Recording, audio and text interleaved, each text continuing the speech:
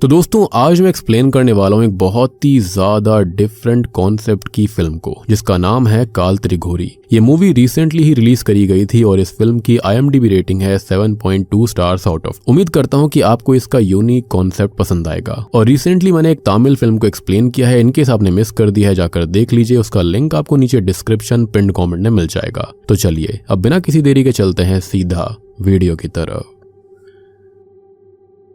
तो कहानी की शुरुआत होती है जहां पर हमको कई सारे मिथ्स के बारे में बताया जाता है, जिसके अंदर हम जान पाते हैं कि इस दुनिया में कई सारे मिथ और कहानियां प्रचलित होती हैं, कुछ जिन्हें हम सच मान चुके हैं और कुछ जो सिर्फ अफवाह बनकर रह जाती है। लेकिन इन सब के बीच में एक ऐसा मिथ भी है जिसके बारे में बहुत कम लोग जानते हैं और जो इतना खतरनाक है कि जिसका जिक्र करना तक लोग अवॉइड करते हैं। ये मिथ किसी जगह या फिर प्राणी का नहीं है, बल्कि एक भयानक काल का है, एक ऐसा बुरा और दुर्योग जो कि सिर्फ 100 सालों में एक बार बनता है। इसकी शुरुआत तब होती है जब ग्रेगोरियन कैलेंडर का अप्रैल महीना एक अजीब और अशुभ संजोग के साथ शुरू होता है, यानी कि जब 1 अप्रैल को चैत्रीय अमावस्या होती है और महीने के बीच में 16 अप्रैल को चैत्रीय पूर्णिमा अपना प्रभाव दिखाने लगता है और अंत में 30 अप्रैल को बैसाखी अमावस्या की काली रात पूरे आकाश को अपने अंधेरे में लपेट लेती है। कहते हैं कि जैसे ही ये तीनों घड़ियां एक ही महीने में मिलती हैं, पूरा अप्रैल महीना सदी का सबसे खतरनाक काल बन जाता है, जहां पर किस्मत, समय और इंसान तीनों की परीक्षा शुरू हो जाती है। और इस दुर्योग को कहा जाता है काल त्रिघोरी, जो कि इस मूवी का नाम भी है। हमको बताया जाता है कि ऐसा दुर्योग 1 अप्रैल 2022 को इस दुनिया में दस्तक दे चुका है। अब इस दुर्योग के शुरू होने से पहले 7 दिन का सीन दिखाया जाता है, जहां पर हम एक न्यूज रिपोर्टर को देखते हैं जो कि एक पैरानॉर्मल इन्वेस्टिगेटर प्रोफेसर अग्निवेश चक्रवर्ती के घर पर आई हुई थी। प्रोफेसर के पास कई सारी डिग्रीज थी, जिसमें पैरानॉर्मल एक्टिविटी, साइकोलॉजी, प्रेत आत्मा, विज्ञान, बहुत सारी डिग्रीज होती हैं। और ये सारा का सारा ज्ञान और डिग्री उन्होंने फॉरेन यूनिवर्सिटी से प्राप्त करी थी। और सबसे बड़ी बात कि ये प्रोफेसर एक राइटर भी हैं, जिन्होंने ढेर सारी किताबें लिखी हैं। लेकिन उनकी लेटेस्ट किताब यानी कि काल त्रिघोरी एक बहुत ही खतरनाक कंट्रोवर्सी में अटक गई थी। रिपोर्टर प्रोफेसर अग्निवेश के पास इसी किताब से रिलेटेड इंटरव्यू करने के लिए आई थी। रिपोर्टर अपना इंटरव्यू शुरू करती है और उनसे ये पूछती है कि लोगों का मानना है कि आप इस किताब के जरिए अंधविश्वास को बढ़ावा दे रहे हैं। लेकिन प्रोफेसर ये कहते हैं कि ये बिल्कुल भी अंधविश्वास नहीं है। प्रोफेसर बताते हैं कि अमेरिका में कुछ साइंटिस्ट और स्कॉलर्स मिलकर कई सारी ऑर्गेनाइजेशन चलाते हैं और उनमें से एक ऑर्गेनाइजेशन है AAAS, जो कि 1957 से पैरानॉर्मल चीजों में लगी हुई है। अब रिपोर्टर ये पूछती है कि जो लोग भूत देखने का दावा करते हैं क्या वो सच भी होता है? तब प्रोफेसर ये बताते हैं कि ये हर बार सच नहीं होता। कभी कभी ये सब कुछ साइकोलॉजिकल डिसऑर्डर्स के चलते भी होता है, लेकिन लोग इसको भूत प्रेत मान लेते हैं और उनको साइकोलॉजिकल इश्यूज के चलते ये चीजें सामने दिखने लगती हैं। ऐसा करीबन पूरे दुनिया के अंदर 99.7% लोग हैं जिन्हें भूत प्रेत असली में नहीं दिखते, बल्कि ये उनका वहम होता है। लेकिन रिपोर्टर यहाँ पर शॉक्ड रह जाती है कि फिर 0.3% का क्या? तब प्रोफेसर अग्निवेश ये बताते हैं कि जो बाकी 0.3% लोग जो कुछ भी देखते हैं वो बिल्कुल सच होता है। दोनों की बातचीत के बीच रिपोर्टर उससे काल त्रिघोरी के बारे में पूछने लगती है, लेकिन तब प्रोफेसर उसको ये कहता है कि इससे पहले उसे ये समझना पड़ेगा कि काल बैसाख होता क्या है। वो इसका एक एग्जाम्पल देता है और कहता है कि कभी कभी ऐसा होता है ना कि अप्रैल के महीने में मौसम बहुत ही ज्यादा डरावना होता है। और यहाँ पर इतना बताकर प्रोफेसर उसको एक कहानी सुनाते हैं। कहानी के हिसाब से 1000 साल पहले एक कबीला हुआ करता था जिसको पिशाच कबीले के नाम से जाना जाता। इन लोगों का मानना था कि बैसाख के महीने में यानी कि अप्रैल में काल वर्षा के रूप में बरसता है और ये मौसम काफी खराब होता है। इसी कारण से इसे काल बैसाखी कहा जाता है। लेकिन पिशाच कबीले को यकीन था कि इस तूफानी हलचल के पीछे बैसाखी अमावस्या की काली शक्ति होगी। अकॉर्डिंग टू देम बैसाखी अमावस्या खुद एक शैतान है और हर साल इस काल बैसाखी के उथल पुथल के पीछे एक खास मकसद होता है और ये सब शैतान करवाता है और ये सारी चीजें वो कुछ पाने के लिए करता है। लेकिन उसका मकसद तब पूरा होगा जब वो 100 साल में एक बार वाली चीज यानी कि काल त्रिघोरी होगी। मतलब कि तीनों इवेंट चैत्रीय अमावस्या, चैत्रीय पूर्णिमा और बैसाखी अमावस्या अप्रैल के महीने में एक साथ होंगी। और जब ये होता है तब समुद्र को चीरकर एक टापू बाहर आता है जिसे नर्क का टापू भी कहा जाता है। और इस शैतान को खुश करने के लिए कबीले वाले उसे काली बिल्ली भेंट में देते थे। लेकिन उससे पहले चैत्रीय अमावस्या और चैत्रीय पूर्णिमा एक साथ एक राक्षस के रूप में खड़ी होती है। वो बैसाखी अमावस्या का इंतजार करती है। जब बैसाखी अमावस्या आती है तब तीनों मिल जाते हैं और तीनों मिलकर एक रूप लेते हैं काल त्रिघोरी का। और ये काल त्रिघोरी एक राक्षस होता है और इसके साथ में एक और चीज पैदा होती है जो कि उसका भक्त सेवक है और इसका नाम है त्रिगुंडा। और त्रिगुंडा एक पंछी की तरह दिखता है। ये भी माना जाता है कि ये जो तीन बताते हैं 3 इवेंट हैं, ये असल में काल त्रिघोरी के 3 कदम हैं। जैसे कि पहला कदम चैत्री अमावस्या। पहले कदम में वो अपना दुपट्टा इस्तेमाल करता है और इसके दुपट्टे से तूफान पैदा होते हैं। दूसरा कदम है चैत्र पूर्णिमा। तूफानी बारिश के अंदर वो राक्षस बिजली की लाठी के सहारे चलता है और ये उसका दूसरा कदम होता है। तीसरा कदम है बैसाखी अमावस्या और काल त्रिघोरी के आगमन पर आसमान से तेजाब के साथ बहुत सारी बारिश होती है। मतलब कि ये राक्षस अपने साथ ये सारी आपदाएं लेकर आता है। अब इसका मतलब सिंपल था, जब वो जागता है और अपने कदम रखता है तब तेज हवाएं चलती हैं, तेज बिजली भी कड़कती है। लेकिन तीसरी चीज का मतलब यानी कि जैसे बारिश का होना, तेजाब की बारिश और नरमुंड गिरना, ये चीज रिपोर्टर को समझ में नहीं आती। वो इसके बारे में प्रोफेसर से पूछती है, तब प्रोफेसर उससे ये कहता है कि वो खुद समझ जाएगी। खैर इसके बाद अगला दिन आता है और अब खाली 6 दिन बचे हुए थे 1 अप्रैल आने में। खैर यहाँ प्रोफेसर के पास एक आदमी आता है जिसका नाम रविराज है। रविराज उसके पास एक दिक्कत लेकर आया था। उसको लगता है कि उसके मेंशन में किसी का साया है, लेकिन प्रोफेसर उसकी बातों को सीरियसली नहीं लेता। तब रविराज उसे अपने मेंशन का नाम बताता है जो कि आदित्य मेंशन था। तब प्रोफेसर को याद आता है कि वो उस मेंशन के बाहर एक दिन गया था, लेकिन वहाँ की लाइट फ्लिकर हो रही थी, विच मीन्स कि वहाँ पर कुछ तो दिक्कत थी। लाइट फ्लिकर हो रही थी, हो सकता है कोई इलेक्ट्रिकल इशू होगा। अब प्रोफेसर उससे फाइनली पूछता है कि दिक्कत क्या है। तब वो बोलता है कि उसके मेंशन में एक रूम है जिसके दरवाजे को छूते ही पूरे मेंशन की लाइट फ्लिकर होने लगती है। पहले उसे लगा कि कोई इलेक्ट्रिकल इशू होगा, इसलिए उसने एक आदमी को हायर किया और उसने वायर भी चेक करवाए और बताया कि यहाँ कोई भी इलेक्ट्रिकल दिक्कत नहीं है। अब अगले दिन वो सारी वायरिंग बदलने आ रहे थे, लेकिन अचानक से ही वायर चेंज करने वाले की माँ की मृत्यु हो गई और वो वायरिंग बदलने वाला आ नहीं पाया। लेकिन रविराज को लगता है कि ये सब होना कोई कोइंसिडेंस नहीं है, बल्कि कोई शक्ति है जो कि चाहती है कि घर की वायरिंग को चेंज ना किया जाए। अब यहाँ पूछताछ करते वक्त प्रोफेसर के पास एक चक्र था जिसे घुमाने पर डायल सीधा बैसाखी अमावस्या पर आती है, विच मीन्स कि बैसाखी अमावस्या आ चुकी थी या फिर नजदीक थी। और इसलिए अगले दिन प्रोफेसर रविराज के साथ उसके मेंशन में जाता है चेक करने के लिए कि आखिरकार बात क्या है। वहां जाकर उसकी टॉर्च एक पॉइंट पर आकर बिल्कुल ब्लाइंड हो जाती है और वो ये कहता है कि अगले पूरी तैयारी से आएंगे। और ऐसा इसलिए था क्योंकि उस मेंशन के अंदर जो कोई भी शक्ति मौजूद थी उसको लाइट पसंद नहीं थी और इसलिए अगले दिन शाम को ये लोग यहाँ पर कैंडल लगा देते हैं। और आज से 1 अप्रैल आने में खाली 4 दिन बाकी थे, जिसके बाद प्रोफेसर अग्निवेश एक पपेट को रखते हैं और रिचुअल शुरू करते हैं, जैसे कि वुडू डॉल होती है ना, बिल्कुल उस तरह से। अब यहाँ पर ये सब कुछ उस स्पिरिट को समन करने के लिए करा गया था। अब थोड़ी देर के बाद में वहाँ पर कोई आता है, लेकिन ये स्पिरिट नहीं थी बल्कि रविराज की बीवी माधुरी थी। माधुरी रविराज को इस तरह से देखकर चिढ़ जाती है। दरअसल ये हवेली माधुरी के नाम पर ही थी और ये सब देखकर उसे बिल्कुल भी अच्छा नहीं लगता। अब यहाँ रविराज को ऐसा लगता था कि यहाँ कोई शैतानी शक्ति मौजूद है, लेकिन माधुरी को ऐसा बिल्कुल नहीं लगता था। माधुरी का मानना था कि ये सब एक अंधविश्वास है और रविराज जो है वो इस अंधविश्वास को बढ़ावा दे रहा है। वो रविराज से इस बारे में लड़ने लगती है और उसे बहुत सुनाती है और जितने भी हादसे हुए थे हवेली के अंदर वो उनको झूठ बोलने लगती है। वो प्रोफेसर को वहां से भगाने लगती है और इसके लिए वो वहां पर पड़ी हुई रिचुअल वाली पपेट को हाथ लगा देती है, जिसके चलते प्रोफेसर वहां से चला जाता है। लेकिन प्रोफेसर के चेहरे पर डर था। अब सीन आता है 31 मार्च को, यानी कि 1 अप्रैल से 50 मिनट पहले। तभी हम रविराज को प्रोफेसर के पास देखते हैं, जहां पर प्रोफेसर डरे हुए लग रहे थे क्योंकि काल त्रिघोरी आने वाला था, यानी कि महीना अप्रैल का आने वाला था। प्रोफेसर उसे ये बताते हैं कि ये सब कुछ काल त्रिघोरी की वजह से हो रहा है और वो उसे पपेट के बारे में बताते हैं जिसे उसकी बीवी ने छू दिया था, जो कि अब गायब है। और ये इशारा था काल त्रिघोरी के आगमन का और वो पपेट ही वही होगा। जहां पर भी ये पपेट होगा बस तबाही मचाएगा, मीन्स वो बुरी शक्तियों को आकर्षित करेगा। अब फिलहाल इससे बचने के लिए उसे करना क्या होगा? प्रोफेसर उसे एक काली बिल्ली देते हैं और वो ये बोलते हैं कि ये स्पिरिट्स को देख सकती है और ये काल त्रिघोरी का फेवरेट खाना होती है। आपको याद हुआ कि 1000 साल पहले वो जो कबीला था वो यहाँ पर काली बिल्ली का ही सैक्रिफाइस दिया करते थे, लेकिन फिलहाल ये उसको सुरक्षित रखेगी और वो उसको एक ताबीज भी देता है जो कि बिल्ली को सेफ रखेगा। लेकिन अगर काल त्रिघोरी ने इसको खा लिया तो वो और ज्यादा शक्तिशाली बन जाएगा। साथ ही साथ वो उससे उस पपेट डॉल को ढूंढने के लिए कहता है और वो उसे लाल कपड़ा भी देता है ताकि वो उस पपेट को उसी लाल कपड़े के अंदर लपेट कर लेकर आए। साथ ही साथ वो उसको एक पेन ड्राइव देता है जिसके अंदर ढेर सारे मंत्र थे और पपेट के मिलने के बाद में वो मंत्र जो थे वो बिल्कुल भी रुकने नहीं चाहिए। मीनवाइल हम माधुरी को देखते हैं जिसे घर से कुछ आवाजें आ रही थी। वो घर चेक करने लगती है कि तभी वो काली बिल्ली उसके सामने आ जाती है, जिसको देखकर वो काफी डर गई थी।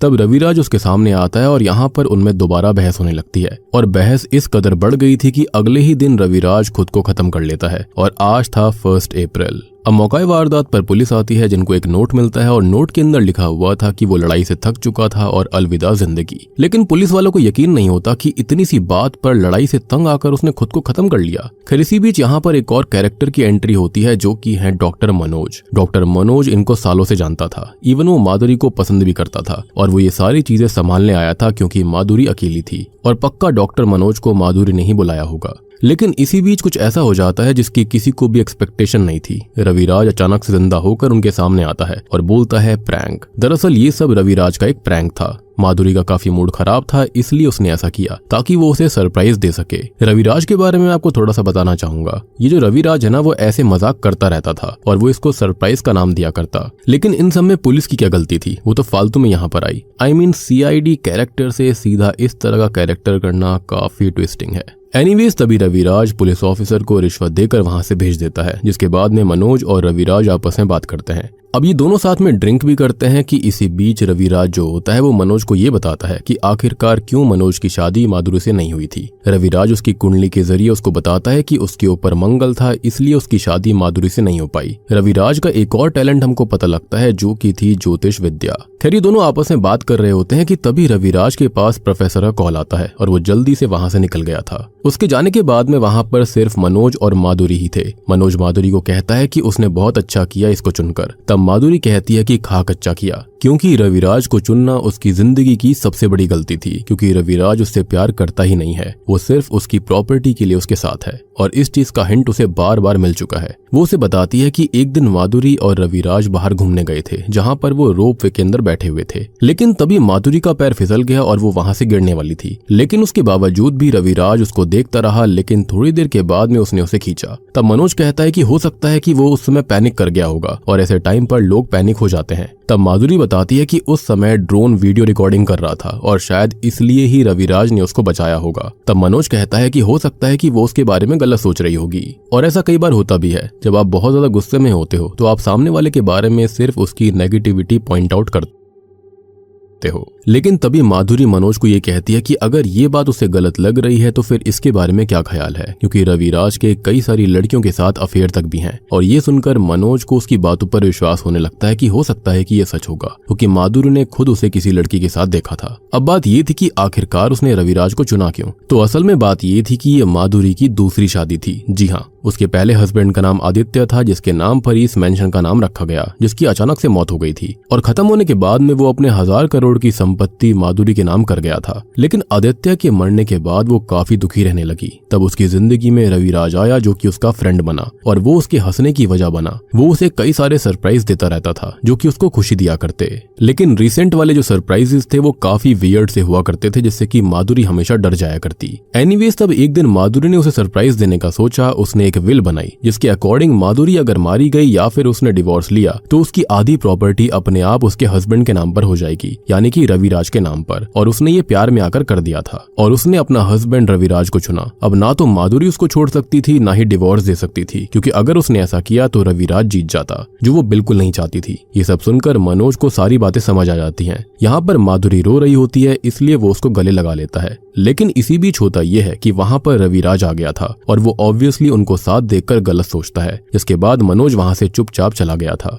रविराज माधुरी को कन्फ्रंट करता है और कहता है कि ये ऐसे क्यों कर रहा था। शायद इसलिए प्रोफेसर ने इसके बारे में उसको बताया होगा, और क्या बताया होगा तो मैं आपको बताना चाहूंगा। तो असल में रविराज प्रोफेसर के घर पर गया था, जहां पर प्रोफेसर ने उसे उसकी कुंडली देखकर ये बताया था कि आज का दिन उसके लिए सही नहीं होगा, क्योंकि आज वो खुद को खत्म कर सकता है। तब वो कहता है कि हाँ, उसने ऐसा किया था और ये तो प्रैंक था, क्योंकि आज 1 अप्रैल है। तब प्रोफेसर उसको समझाता है कि मजे मजे के चक्कर में वो निपट जाएगा, क्योंकि ये सब वो पपेट जो कि उसके घर के अंदर कहीं पर रखा हुआ है, वो ये सब करवा रहा है और वो दिमाग पर काबू कर लेता है, इसलिए उसे ऐसी चीजें करने से बचना होगा। जिसके बाद प्रोफेसर उसे अंदर ले जाता है, जहां पर वो उसे ये बताता है कि रविराज और उसकी बीवी के अलावा एक और शख्स की जान खतरे में है। तब रविराज बोलता है कि घर में उसकी बीवी के साथ मनोज है। तब प्रोफेसर बताता है कि मनोज की जान भी खतरे में है और इसलिए ही रविराज वहां पर अचानक आ गया था। अब यहाँ से सीन 5 दिन बाद का दिखाया जाता है, यानी कि 6 अप्रैल का, जहाँ पर मनोज घर पर था और वो अपने साथ माधुरी और रविराज की ECG रिपोर्ट को लेकर आया था ताकि वो ये देख सके कि सब कुछ ठीक तो है, क्योंकि माधुरी को लग रहा था कि उसे हार्ट की दिक्कत है। इसी बीच रविराज घर पर आता है और मनोज की गाड़ी देखकर वो दोबारा गलत समझने लगता है कि उसके पीठ पीछे ही मनोज क्यों आता है। इधर मनोज माधुरी को रिपोर्ट देने के लिए उसके बेडरूम में जाता है क्योंकि वो वहीं पर थी। मनोज माधुरी को बताता है कि रविराज की रिपोर्ट तो नॉर्मल है, लेकिन उसे कभी भी हार्ट अटैक आ सकता है। खैर इसी बीच वहां पर रविराज आ गया था और वो बेडरूम का दरवाजा बंद पाता है, जिसको खोलने पर उसे मनोज और माधुरी साथ दिखाई देते हैं और उनको ऐसे देखकर वो उनके ऊपर शक करने लगता है। यहाँ पर रविराज उससे पूछता है कि आखिरकार चल क्या रहा था, जिस पर वो ये कहता है कि वो तो खाली ECG रिपोर्ट देने आया था। तब रविराज मनोज से कहता है कि उन्होंने दरवाजा क्यों लगाया हुआ था, जिस पर वो ये बताता है कि ये सब उस काली बिल्ली की वजह से हुआ है। वो बिल्ली उस पर झपट गई थी और इसी बीच दरवाजे को धक्का लग गया और दरवाजा बंद हो गया। ये सुनकर रविराज को उस पर विश्वास नहीं होता। तब मनोज उसे कहता है कि उसकी बीवी को हार्ट की दिक्कत है और उसे कभी भी दिक्कत हो सकती है, हार्ट अटैक आ सकता है। अब रविराज को इस पर विश्वास नहीं होता क्योंकि कुंडली के हिसाब से उसे हार्ट अटैक नहीं आएगा, और ये सुनकर मनोज उस पर गुस्सा करता है और उसको डांट कर वहां से चला जाता है कि मतलब रिपोर्ट देखने के बावजूद भी यहाँ पर उसे कुंडलियों पर विश्वास था। खैर उसके जाने के बाद में रविराज माधुरी से ये कहता है कि अगली बार अगर उसने ये सब देखा तो वो उसका खून कर देगा। खैर मनोज के जाने के बाद में रविराज माधुरी से कहता है कि अगली बार अगर उसने मनोज को यहाँ पर देख लिया तो वो उसका खून कर देगा, और यहाँ दोनों में बहस होने लगती है और ये सब काल का प्रकोप था। लेकिन तभी माधुरी को अटैक आ जाता है। अब सीन हॉस्पिटल की तरफ आता है जहाँ पर माधुरी की जान बच तो गई थी, लेकिन यहाँ पर मनोज और रविराज में दोबारा बहस हो जाती है। तब रविराज मनोज को स्टैब कर देता है और उसको मार डालता है, लेकिन ये बस असल में रविराज की सोच थी क्योंकि उसके मन में ऐसा लग रहा था कि वो मनोज को मार डाले। खैर तभी हम प्रोफेसर को देखते हैं जो कि देख रहे थे कि किसकी जान को सबसे ज्यादा खतरा है। खैर अब अगले दिन माधुरी नहा रही होती है, तभी मनोज घर पर आ गया था। वो घर पर आया था ताकि वो माधुरी को सेफ रख सके क्योंकि उसे हार्ट की दिक्कत थी, लेकिन माधुरी नहा रही होती है और वो टॉवल में बाहर आती है। वो मनोज को वहां से जाने के लिए कहती है क्योंकि अगर उसे रविराज ने देख लिया तो वो सच में उसे मार डालेगा। लेकिन उसे भेजते टाइम उसे रविराज की आवाज आती है। वो उसके रूम में ही आ रहा था। तब वो मनोज को छुपा देती है और गेट लगा लेती है, मगर रविराज के पास उसके लिए एक सरप्राइज था। दरअसल वो माधुरी का खेल खत्म करने आया था। अब वो दरवाजा नहीं खोलती, तब वो दरवाजे को धक्का देकर खोल देता है, लेकिन उसे मनोज कहीं नहीं दिखता। अब वो सीधा ही माधुरी के ऊपर हमला कर देता है, लेकिन इससे पहले वो माधुरी को मार पाता मनोज उस पर पीछे से वार करता है, जिससे कि रविराज गिर गया था। लेकिन वो चाकू जो अपने साथ लेकर आया था वो उसके सीने के अंदर ही घुस जाता है। अब माधुरी उसे हॉस्पिटल ले जाने की बात करती है, लेकिन रविराज ऑलरेडी मारा गया था। तब माधुरी घबरा जाती है। अब मनोज जो होता है वो रविराज की जेब को चेक करता है तो उसके अंदर मुंबई टू बेंगलुरु की फ्लाइट की टिकट थी। मतलब कि रविराज ने ये सब इस तरह से सेटअप किया था कि वो घर पर है ही नहीं और वो तो बेंगलुरु गया है, और ऐसे ही वो इस क्राइम को अंजाम देना चाहता था ताकि किसी को उसके ऊपर, और बस यही चीज तो उनके लिए एडवांटेज बन जाती है कि रविराज तो घर पर था ही नहीं और वो तो बस गायब हो चुका है, और वो लोग उसी रात उसकी बॉडी को दफन करने लगते हैं। लेकिन माधुरी को रविराज की टांगे हिलती हुई दिखती हैं, जिसको देखकर वो बहुत डर गई थी, लेकिन ये उसका वहम था। अब माधुरी मनोज को वहीं पर रोकने की कोशिश करती है कि इतनी बड़ी हवेली के अंदर वो अकेली कैसे रहेगी, लेकिन मनोज वापस चला जाता है क्योंकि अगर वो साथ में रुकते तो उनके ऊपर शक चला जाता। खैर अब यहाँ पर माधुरी के नाइटमेयर शुरू हो जाते हैं। वो चीजें देखना शुरू कर देती है। इतना ही नहीं, उसे उसका पति भी दिखता है जो कि उसे शराब पीने पर मजबूर करता है, लेकिन उसकी राशि के हिसाब से उसे शराब को हाथ तक नहीं लगाना चाहिए था, और हम जानते हैं कि ये सब उससे काल करवा रहा था। खैर यहाँ पर वो डर कर बेडरूम में जाती है कि तभी कोई उसके दरवाजे को नॉक करता है। माधुरी बहुत डरी हुई थी, लेकिन शराब के नशे में वो सो जाती है। अब अगले दिन वो मनोज से मिलती है। मनोज उसे शराब से दूर रहने के लिए कहता है क्योंकि ये उसके लिए बिल्कुल ठीक नहीं था। साथ ही साथ नींद आने के लिए वो उसे स्लीपिंग पिल्स तक भी देता है। अब उस रात वो स्लीपिंग पिल्स लेकर सो जाती है, लेकिन अचानक से रात में उसकी नींद खुल गई थी और वो रविराज को देखती है, जिसको देखकर वो काफी डर जाती है और इसलिए वो मनोज को कॉल करती है, उसको सब कुछ बताती है। तब मनोज ये कहता है कि ये जरूर स्लीपिंग पिल्स के साइड इफेक्ट्स होंगे, लेकिन रविराज उसे शॉकिंगली खिड़की पर दिखता है। खिड़की पर उसे वो घूर रहा था और ये बात वो मनोज को बताती है, लेकिन तभी अचानक से रविराज गायब हो गया था। मनोज उसको शांत करता है और उसको सोने के लिए कहता है, लेकिन हम गौर कर पाते हैं कि रविराज के हाथों के निशान वहीं पर थे। अब देखो, इस चीज को नजरअंदाज नहीं किया जा सकता था। अगली रात बहुत तेज बारिश हो रही होती है और आज थी 16 अप्रैल यानी कि चैत्री पूर्णिमा, और माधुरी मनोज को कॉल करती है और उसको बुलाने लगती है, लेकिन मौसम खराब होने की वजह से वो नहीं आ सकता था। और सबसे बड़ी बात कि माधुरी को ये सारी चीजें याद थी, यानी कि रविराज ने पहले प्रोफेसर के साथ आकर ये सारी चीजें बताई थी उसको, लेकिन ऑब्वियस सी बात है अब उसे इन चीजों पर विश्वास हो रहा था। अब वो मनोज को फिर से फोन पर यह बताती है कि कल वो बार रूम में गई थी, लेकिन उसने दारू नहीं पी, लेकिन शायद वो बार रूम की लाइट्स को ऑन छोड़कर आ गई थी। लेकिन जब वो दोबारा से बार रूम के अंदर लाइट्स को बंद करने के लिए गई तो वहां पर असल में तहखाने का एक दरवाजा है और वो उस दरवाजे को भी बंद करती है और फिर बार रूम की लाइट्स को ऑफ करके दूसरे रूम में आ जाती है। लेकिन तभी उसे कुछ आवाज आई जो कि तहखाने के दरवाजा खुलने की आवाज थी। वो वहां पर जाकर चेक करने लगती है, लेकिन बार रूम से किसी के तेज सांसें लेने की आवाज आ रही थी। साथ ही साथ वहां की लाइट्स भी ऑन थी और ये सब वो मनोज को बता रही थी। तब मनोज उसको हिम्मत देता है और ना डरने की सलाह देता है, लेकिन वो बहुत डरी हुई थी।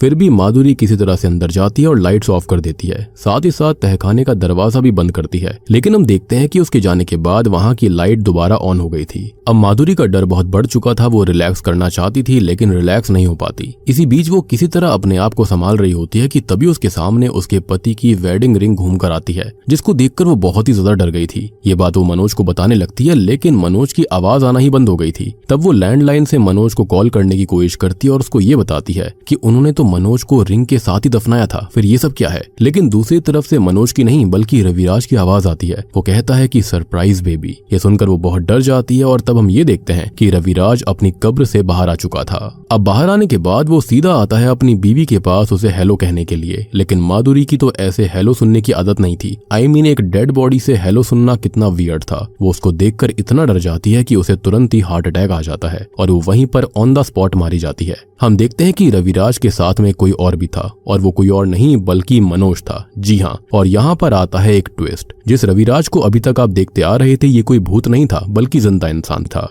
और वो कभी मरा ही नहीं था। और ये चीज तभी साबित हो गई थी जब यहाँ पर रविराज ने उस खिड़की के ऊपर अपने हाथ की छाप छोड़ दी थी, क्योंकि कोई स्पिरिट होती तो हाथ की छाप नहीं छूटती। दरअसल ये सब उसका और मनोज का ही बनाया हुआ प्लान था ताकि वो 2000 करोड़ की प्रॉपर्टी हथिया सके, और ये सब बहुत पहले से ही शुरू हो गया था। तो मैं आपको बताना चाहूंगा कि असल में रविराज ने ही आदित्य का भी खून किया था। जी हाँ, और वो भी रोप वे से नीचे फेंक कर, और ये सब उसका ही प्लान था स्टार्टिंग से। ये बातें वो चिल्लाकर कन्फेस कर रहा था और इन सारी प्लानिंग में तो मनोज बहुत बाद में शामिल हुआ। जब रविराज ने मनोज को घर आने से मना कर दिया था तब मनोज ने रविराज को अपने पास वापस बुलाया और उसको ये बताया कि अगर वो साथ मिल जाएं तो 2000 करोड़ की प्रॉपर्टी उनकी हो सकती है और उसके लिए उन्हें माधुरी को खत्म करना पड़ेगा, लेकिन उसकी मौत बिल्कुल नेचुरल तरह से होनी चाहिए। मतलब कि ऐसी मौत हो कि माधुरी थोड़े से झटके से या फिर डर से ही मारी जाए। जिसके बाद उन्होंने प्लान बनाया, यानी कि उसको डराने का, उसे शॉक करने का, और इन सब में मनोज जो था वो उसे फेक पिल्स देता था। रविराज को ऑलरेडी पता था कि कब माधुरी नहाती है, कब क्या करती है, और सही मौका देखकर उसने मनोज को उसके पास भेजा जब माधुरी नहा रही थी। और मनोज वहां पर गया और प्लान के मुताबिक रविराज अपने साथ फेक चाकू और फेक खून लेकर गया था। साथ ही साथ उसके पास फेक टिकट भी थी और मौका देखकर उन्होंने उस प्लान को अंजाम दिया।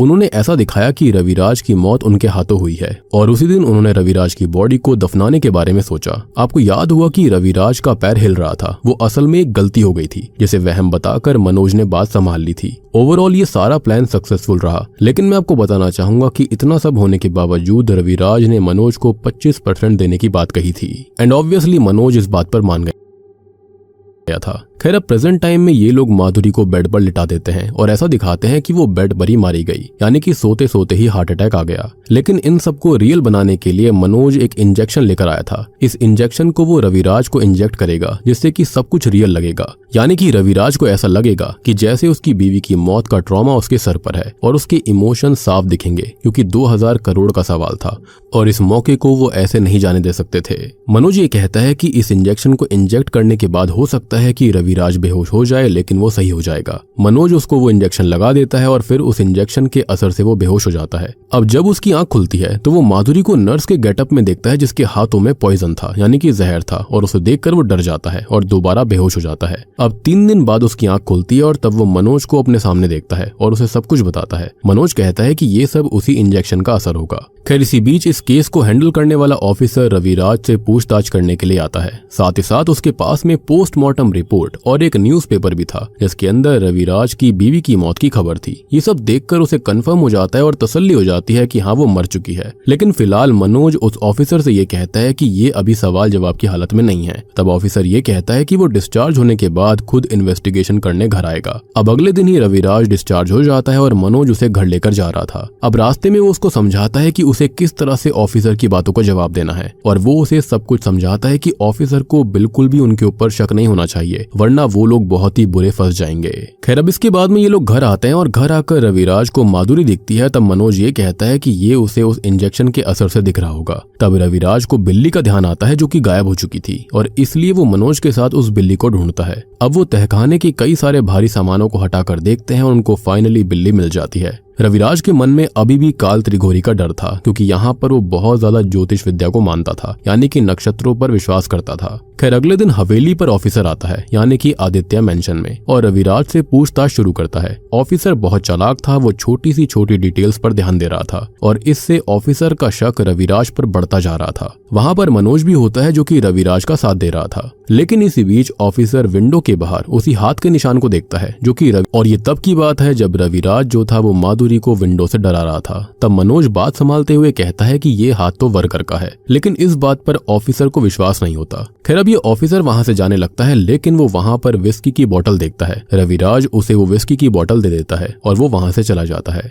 अब ऑफिसर के जाने के बाद मनोज यहाँ पर रविराज को डांटने लगता है, उसे पागल बोलता है। वो ये कहता है कि ऑफिसर उस बोतल को इसलिए लेकर गया है ताकि वो उस बोतल से उसके फिंगरप्रिंट को एक्सट्रैक्ट करके उस कांच वाले हाथ से मिला सके, यानी कि विंडो वाले निशान से, और अब उनको जल्दी से उसे साफ करना पड़ेगा। और ये सुनकर रविराज राजी हो जाता है। लेकिन इसी बीच होता यह है कि रविराज को अलमीरा के नीचे से वही डॉल यानी कि काल त्रिघोरी वाली डॉल मिलती है, जिसको देखकर वो बहुत डर गया था क्योंकि उसके हिसाब से वो डॉल ही उनका माइंड कंट्रोल कर रही थी और वही उनसे ये सब करवा रही है। तब मनोज उससे कहता है कि वो फालतू बातें ना करे क्योंकि मनोज को इस सब पर विश्वास नहीं था। तब रविराज उस डॉल को अलमीरा में लॉक कर देता है और फिर मनोज उस खिड़की वाले हाथ के निशान को मिटाने लगता है। लेकिन इसी बीच रविराज को कुछ आवाज आती है और वो अंदर आकर कुछ ऐसा देखता है जिसको देखकर उसकी आंखें फटी की फटी रह गई थी। तभी वहां मनोज भी आता है और वो भी इस दृश्य को देखता है। दरअसल ये डॉल जिसे उसने बंद किया था अब वो उसके सामने टेबल पर रखी हुई थी, जिसको देखकर मनोज का तो पता नहीं, लेकिन रविराज बहुत डर गया था। वो देखता है कि तहखाने का दरवाजा भी खुला हुआ था और ये सब मनोज को बकवास बात लगती है। तब वो उसे तहखाने के पास लेकर आता है और उसके अंदर पड़ी हुई चेयर और कुछ भारी सामानों को दिखाता है और ये कहता है कि ये सारे सामान उन्होंने बहुत अंदर रखे थे, लेकिन ये इतने बाहर कैसे आ गए। ये देखकर मनोज भी थोड़ा सा हैरान था। रविराज कहता है कि साइंस की दुनिया के अलावा भी एक दुनिया है और वो है भूतों की दुनिया,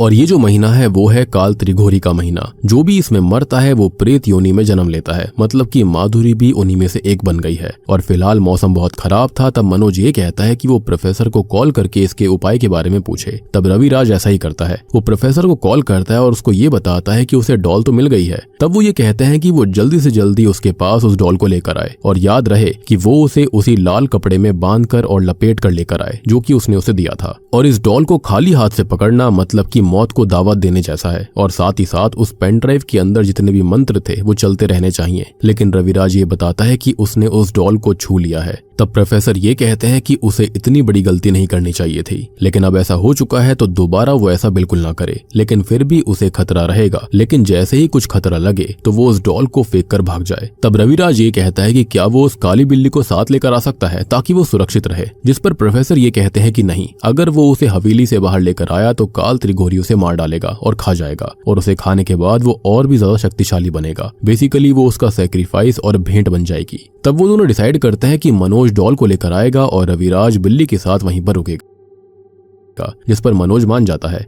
और जल्दी से रविराज मनोज को वो पेन ड्राइव भी देता है। घर पर रविराज डरा हुआ बैठा हुआ था। मीनवाइल रास्ते में जाते हुए मनोज पेन ड्राइव के जरिए टेप पर मंत्र उच्चारण करने लगता है। तभी उसे कुछ आवाज आने लगती है जो कि बहुत डरावनी थी और ये बातें वो रविराज को बताता है। अब रविराज मनोज को जल्दी से जल्दी वहां से निकलने के लिए कहता है और तभी मनोज के पीछे माधुरी की आत्मा आती है। ये देखकर मनोज वहां से भागता है। तभी वो आत्मा रविराज के फोन पर कहने लगती है कि सरप्राइज बेबी। ये सुनकर रविराज की हालत खराब हो जाती है। थोड़ी देर के बाद में मनोज जख्मी हालत में घर पहुंचता है। रविराज जल्दी से दरवाजा खोलकर उसे अंदर बुला लेता है। अब दोनों में बहस होने लगती है क्योंकि दोनों घबराए हुए थे। लेकिन इसी बीच रविराज को बिल्ली के बारे में याद आता है और वो बिल्ली को लेने जाता है। लेकिन जो बिल्ली थी वो गायब थी, साथ ही साथ उसका जो ताबीज था वो भी उससे अलग हो चुका था और वहां पर खून भी पड़ा हुआ था। ये देखकर वो समझ गया था कि उसका खेल खत्म हो चुका है। मीनवाइल मनोज अल्कोहल को अपने घाव पर डाल रहा था, साथ ही साथ वो अल्कोहल को पी भी रहा था। अब इसी बीच रविराज उसके पास भागते हुए आता है और ये कहता है कि काल त्रिघोरी उस बिल्ली को खा गया। लेकिन मनोज टल्ली हो चुका था और उसे कुछ भी होश नहीं था। तभी रविराज उस डॉल को वहां पर पाता है जो कि उसके ठीक सामने थी। उसे देखकर वो बहुत डर जाता है, लेकिन मनोज जो कि टल्ली था वो उस डॉल को हाथ लगा लेता है। रविराज उसको बहुत रोक रहा था लेकिन उसको कोई होश ही नहीं था। नशे में धुत मनोज उस डॉल को उठाता है और उससे 1 वर्सेस 1 के लिए चैलेंज करने लगता है। रविराज उसे ये करने से रोक रहा था लेकिन मनोज नशे में था और इसलिए मनोज उस डॉल को जला देता है और फिर उस डॉल को उस तहखाने में लेकर चला जाता है। लेकिन कुछ देर के बाद में वहां से मनोज की लाश निकलती है, जिसको देखकर रविराज वहां से डर के मारे भागने लगता है। लेकिन उसके पीछे अब मनोज जो था वो भूत बनकर पड़ गया था। तब वो बाहर निकल गया था लेकिन उसके सामने माधुरी का भूत आ जाता है और इस चीज को देखकर रविराज को हार्ट अटैक आ जाता है और कुछ ही पलों में वो मारा जाता है। और यहाँ आता है एक और जबरदस्त ट्विस्ट। ये सारा जो मामला था ना, ये सब कुछ मनोज और माधुरी का प्लान करा हुआ था। जी हाँ, माधुरी और मनोज दोनों ही जिंदा थे, तो आखिरकार उन्होंने ये सब किया कैसे? तो मैं आपको बताना चाहूंगा कि माधुरी को आदित्य की मौत का बदला लेना था और इसलिए उसने ये सब किया।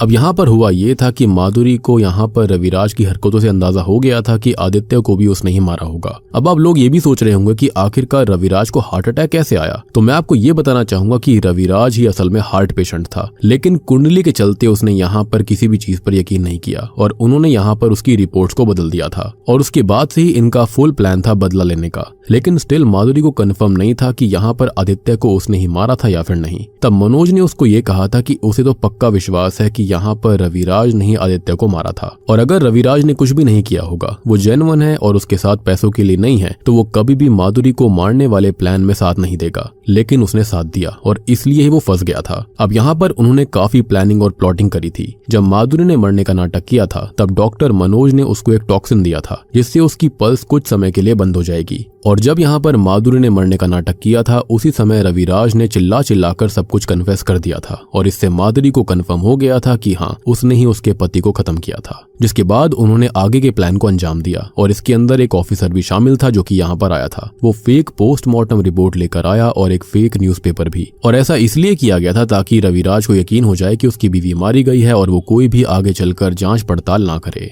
और सबसे बड़ा एडवांटेज जो कि इन दोनों को मिला वो था रविराज का डर और यहाँ पर ज्योतिष विद्या पर यकीन करना। इन लोगों ने उसके डर का ही फायदा उठाया और इसी से प्लान सक्सेसफुल हुआ। लेकिन फिर भी अगर प्लान सक्सेसफुल नहीं होता और रविराज को हार्ट अटैक नहीं आता तो वो उसे ये कहते सरप्राइज, और ऐसा करके उन पर कोई केस भी नहीं बनता। और फाइनली माधुरी ने अपना बदला ले लिया था। लेकिन उस बिल्ली का क्या हुआ? तो वो ये बताती है कि उसने उस बिल्ली का ताबीज निकाल कर उसे हवेली के पीछे ही बांध दिया था, मतलब कि वो बिल्ली अभी भी बाहर है। खैर, मनोज अपने घर के लिए निकल जाता है और रास्ते में बहुत तेज बारिश होने लगती है, साथ ही साथ ओले भी बरस रहे थे। ओले मतलब नरमुंड, और आज 30 अप्रैल भी थी, मतलब कि काल बैसाखी। और ये सब मनोज नोटिस कर लेता है, साथ ही साथ ये सब प्रोफेसर भी नोटिस करता है। मीनवाइल हम माधुरी को देखते हैं जिसके पास मनोज का कॉल आता है और वो उसे काल बैसाखी की बात याद दिलाता है। और आज मौसम भी बहुत ही ज्यादा डार्क था, बहुत खराब था। अब मनोज माधुरी से ये कहता है कि वो डॉल उनके घर पर कैसे आ गई, जबकि उसने तो उस डॉल को जलाया था, जिस पर वो ये बताती है कि वो डॉल तो वो खुद लेकर आई थी। तब मनोज ये बोलता है कि शायद हो सकता है कि ये डॉल काल त्रिघोरी ही चाहता था कि वो लेकर वहां पर आए, मतलब कि पूरी की पूरी प्लानिंग और प्लॉटिंग काल त्रिघोरी की थी, जबकि वो लोग सोच रहे थे कि वो प्लानिंग कर रहे हैं और उसी ने शायद उससे ये सब कुछ करवाया। लेकिन माधुरी ये कहती है कि वो इन बातों पर यकीन नहीं करती, वो कुछ ज्यादा ही सोच रहा है और वो रिलैक्स रहे, इतना ना सोचे। फिर इसी बीच हम देखते हैं कि ये बिल्ली गायब थी क्योंकि काल त्रिघोरी का आगमन हो चुका था, वो उसे खा चुका था। साथ ही साथ हम त्रिगुंडा को भी देखते हैं जो कि उसके आगमन के साथ जीवित हो चुका था, यानी कि वही चिड़ी। लेकिन तभी कोई उसके दरवाजे पर जोर जोर से दस्तक देता है और ये था काल त्रिघोरी। अब दरवाजा खोलते ही वो माधुरी के ऊपर बहुत भयानक हमला कर देता है और बूम, इसी के साथ में काल त्रिघोरी मूवी यहीं पर खत्म हो जाती है। तो दोस्तों, ये थी काल त्रिघोरी फिल्म की कहानी, जहां पर यह दिखाया गया है कि प्रोफेसर की जो बात थी वो बिल्कुल सच थी, जो कुछ भी था वो बिल्कुल रियल था। और रविराज की भी ज्योतिष विद्या बिल्कुल सही थी। उसने जो कुछ भी माधुरी के पति के बारे में कहा था, यानी कि अकाल मृत्यु होगी, आदित्य के साथ सेम हुआ था, उसके खुद के साथ ऐसा हुआ। बात रही माधुरी के हार्ट अटैक आने के बारे में, वो भी बिल्कुल सच बात थी क्योंकि उसको हार्ट अटैक आया ही नहीं था। और कहीं ऐसा तो नहीं है कि रविराज इसी ट्राइब का हिस्सा पहले कभी किसी जन्म में रहा होगा, जहां पर काल त्रिघोरी ने सबसे एंड में उसका सैक्रिफाइस लिया और फिर वो जीवित हो गया। और सबसे बड़ी बात कि ये मेंशन जो था और ये तहखाना जो था उसी को क्यों चूज करा गया था, तो हो सकता है कि यही वो प्लेस होगी जहां पर 1000 साल पहले ये ट्राइब जो थी वो काल त्रिघोरी की पूजा करती होगी। अदरवाइज इसका कोई सेंस नहीं बनता कि इसी जगह को क्यों चुना गया था। अब देखो, यहाँ पर मेरी एक और बहुत ही बिजार थियोरी भी है कि एंड में ये हो सकता है कि जो मनोज था ना, उसने सब कुछ हथियाने के लिए यहाँ पर इस लड़की को यानी कि माधुरी को भी मार दिया होगा। उसे ये लगा कि जब यहाँ पर इतना कुछ हो रहा था तो सारी प्रॉपर्टी वो ही क्यों ना हथिया ले, और काल त्रिघोरी ढिढोरी वाली कहानी जो थी वो माधुरी के माइंड में भी ऑलरेडी बैठ गई थी, तो डरा डरा कर उसको भी शायद एंड में मनोज ने खत्म कर दिया होगा। बाकी देखो, ये जो मूवी है इसके बारे में मेरी मिक्स ओपिनियन है। आई मीन ना ही मुझे ये बहुत अच्छी लगी ना ही बहुत बुरी लगी है। मूवी एवरेज है, कहानी भी काफी एवरेज है। आई मीन यहाँ पर कहानी को अच्छा दिखाने की कोशिश करी गई है, कॉन्सेप्ट अच्छा चुना गया था, लेकिन एग्जीक्यूशन और डायरेक्शन जो है ना वो थोड़ी सी वियर्ड सी हो गई। आई मीन ट्विस्ट पे ट्विस्ट डालने के चक्कर में कहानी खिचड़ी जैसी बन गई। लेकिन फिर भी आई वुड से कि गुड ट्राई, कॉन्सेप्ट काफी अच्छा था। उम्मीद करता हूँ कि आपको वीडियो पसंद आई होगी और सब कुछ समझ में आ गया होगा। इनकेस फिर भी आपका कोई डाउट है तो आप कमेंट सेक्शन में पूछ सकते हो। वीडियो को लाइक कर देना, चैनल के ऊपर नए हो तो सब्सक्राइब कर लेना। और रिसेंटली मैंने एक बहुत ही बढ़िया तमिल फिल्म को एक्सप्लेन किया है, इनकेस आपने मिस कर दिया जाकर देख लीजिए, उसका लिंक आपको नीचे डिस्क्रिप्शन पिन कमेंट में मिल जाएगा। तो मैं आप सबको मिलता हूँ अगली वीडियो के साथ में, तब तक के लिए